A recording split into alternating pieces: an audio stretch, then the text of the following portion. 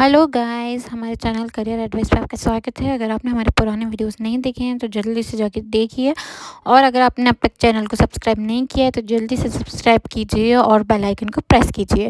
जैसा कि मैंने आपको पहले भी बताया था कि अभी हम पॉलिटी या कॉन्स्टिट्यूशन ऑफ इंडिया, भारत के संविधान की सीरीज़ चालू कर रही है हमने। तो उसमें जो आज हमारा टॉपिक होगा वो होगा यूनियन टेरिटरी, संघ और उसके राज्य क्षेत्र।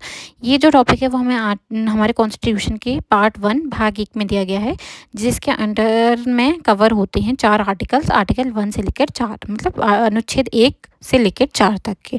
आइए इनके बारे में डिस्कस करते हैं। सबसे पहले हम देखेंगे आर्टिकल 1 के बारे में। तो आर्टिकल 1 जो है वो सबसे पहले तो हमें नाम बताता है कि इंडिया का नाम क्या है। तो इंडिया दैट इज़ भारत।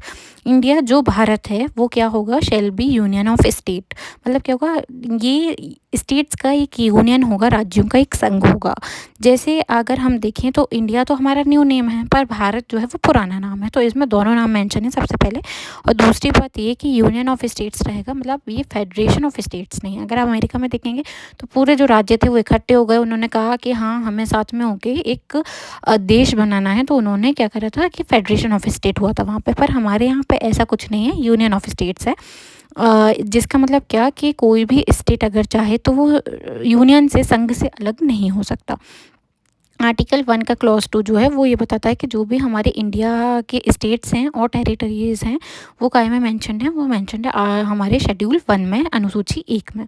इसके बाद जो इसका क्लॉज 3 है वो ये कहता है कि इंडिया में क्या क्या चीज़ें आएंगी, इंडिया में क्या क्या टेरिटरीज़ इंक्लूड करी जाएंगी। तो सबसे पहले जो भी स्टेट्स हैं वो इंक्लूड करी जाएंगी, टेरिटरी ऑफ स्टेट्स इसमें इंक्लूडेड होंगी इंडिया में, मतलब राज्य जो भी हैं। दूसरे में हमारे जो यूटीज़ हैं, मतलब यूनियन टेरिटरी या केंद्र शासित प्रदेश हैं, वो इसमें आएंगे।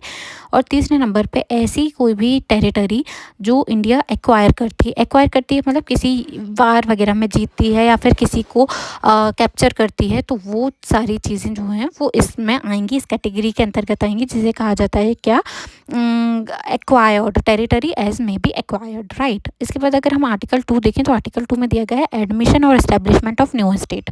मतलब जो हमारा पार्लियामेंट है, संसद है, उसके पास पावर है कि वो नया स्टेट को बना सकता है या फिर भारत के क्षेत्र अधिकार के अंतर्गत ला सकता है।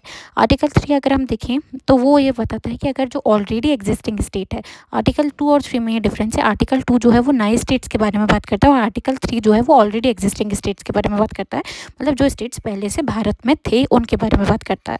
तो आर्टिकल 3 के अंतर्गत जो पुराने स्टेट्स हैं, जो ऑलरेडी एग्जिस्टिंग स्टेट्स हैं, तो उनको अगर हम चाहें, मतलब पार्लियामेंट अगर चाहे, संसद अगर चाहे, तो उसमें एक काम कर सकता है कि अगर वो 2 छोटे-छोटे स्टेट्स हैं तो उन्हें मिलाकर एक बड़ा स्टेट बना सकता है, या फिर अगर एक बड़ा स्टेट है तो उसे तोड़ के 2 स्टेट्स बना सकता है। जैसे कि हमने देखा था कि मध्य प्रदेश के केस में होता कि मध्य प्रदेश 2000 से पहले मध्य प्रदेश और छत्तीसगढ़ एक ही थे, पर 2000 के बाद मध्य प्रदेश और छत्तीसगढ़ दोनों अलग-अलग हो गए थे, राइट। इसी तरीके से वो जो एरिया है किसी भी स्टेट का वो बढ़ा सकता है और घटा भी सकता है, अल्टर कर सकता है, उसे बाउंड्रीज़ को अल्टर कर सकता है, चेंज कर सकता है, और साथ ही साथ स्टेट्स के नाम भी चेंज कर सकता है। जैसे आपने देखा होगा कि हम है ना पहले उत्तरांचल कहते थे उत्तराखंड को, पर उसके बाद उसका नाम उत्तराखंड हो गया, राइट।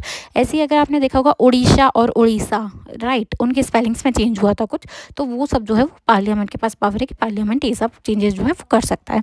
इसके बाद अगर हम आर्टिकल 4 देखें, अनुच्छेद 4 देखें, तो उसमें ये कहा गया है कि आर्टिकल 2 और 3 के अंतर्गत अगर कोई भी चेंज होता है, मतलब या तो हम नया स्टेट एक्वायर करते हैं, नई टेरिटरी को इंडिया में लाते हैं, या फिर पुराने में ही हम उनके नाम वगैरह चेंज करते हैं, फिर उनकी बाउंड्रीज चेंज करते हैं, नए स्टेट बनाते हैं, एक बड़े स्टेट को तोड़ के 2 स्टेट्स बनाते हैं, तो उसमें क्या होगा कि हमारे शेड्यूल 1 और शेड्यूल 4 में डिफरेंस आएगा, उनमें चेंजेस आएंगे, कॉन्सिक्वेंशियल चेंजेस आएंगे, मतलब as a result of new state formation उनमें चेंजेस आएंगे। अगर आपको शेड्यूल के बारे में जानना है तो हमने एक शेड्यूल पर स्पेशल वीडियो बनाया है, आप वो जाके देखिए, जिससे आपको पता चलेगा शेड्यूल 1 और शेड्यूल 4 में क्या होता है। अभी मैं ऐसे ही बता देती हूँ, थोड़ा डिटेल में नहीं जाती। तो जो हमारे शेड्यूल 1 है वो ये बताता है कि मतलब कौन कौन से स्टेट्स और यूनियन टेरिटरी इंडिया में आते हैं, उनके क्षेत्र क्या हैं। और जो हमारे शेड्यूल 4 है, अनुसूची 4 है, वो राज्यसभा सीट के एलोकेशन के आवंटन के बारे में हमें बताती है। इसके बाद आर्टिकल 4 का ही क्लॉज़ 2 जो है वो ये कहता है कि जो भी चेंजेस होंगे आर्टिकल 2 और 3 से और शेड्यूल 1 और 4 में, उनको जो है उनको हम कॉन्स्टिट्यूशनल अमेंडमेंट नहीं मानेंगे। आर्टिकल 368 के अंतर्गत उन्हें हम सिंपल मेजॉरिटी से जो है उनमें चेंजेस कर सकते हैं, उनमें सिंपल मेजॉरिटी से हम पास कर देंगे, उनमें कोई भी कॉन्स्टिट्यूशनल अमेंडमेंट नहीं होगा आर्टिकल 368 के अंतर्गत।